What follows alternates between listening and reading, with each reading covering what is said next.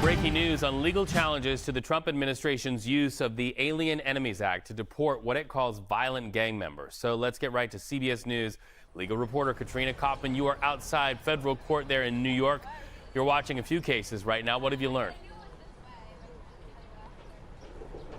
So, Reed, first of all, there's news out of a similar case in Texas related to these plaintiffs who were formerly part of a case in D.C. that were supposed to be on those planes that were deported to El Salvador.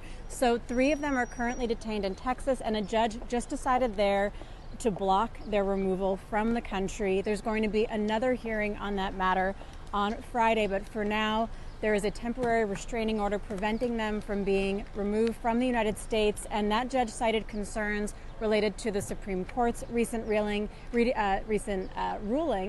and the fact that Kilmar Abrego Garcia, who we've talked a lot about, was admittedly accidentally deported to El Salvador. So these judges are trying to prevent that from happening again.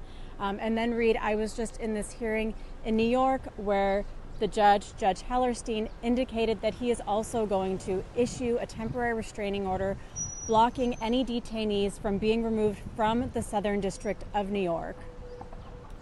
So how does that square with what happened at the Supreme Court specific to the New York case?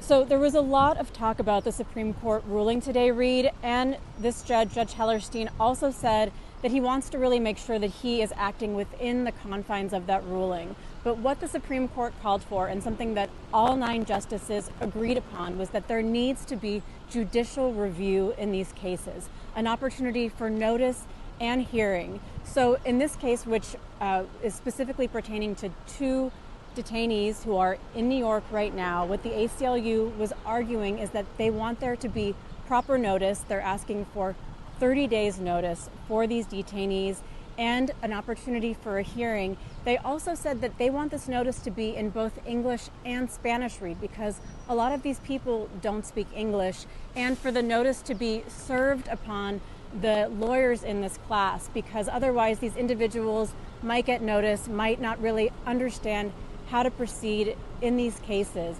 The government was arguing against this, but another thing that was discussed was the Alien Enemies Act itself, Reed. There was no determination made about it, but the judge was reading through it and trying to really think through whether that act can apply to a gang like Tren de Aragua. And he brought up the idea of groups like Hamas or Hezbollah, and whether that in fact could be viewed as something that the act would apply to. Although what the ACLU argued is that there are circumstances where there are non-state actors who are effectively governing in their countries. And what he said is that is not the case for Tren de Aragua.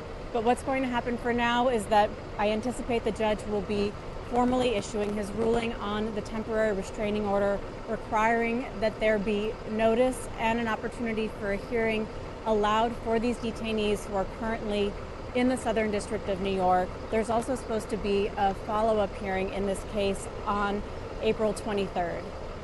CBS News legal reporter Katrina Kaufman, thank you so much for watching both of those cases.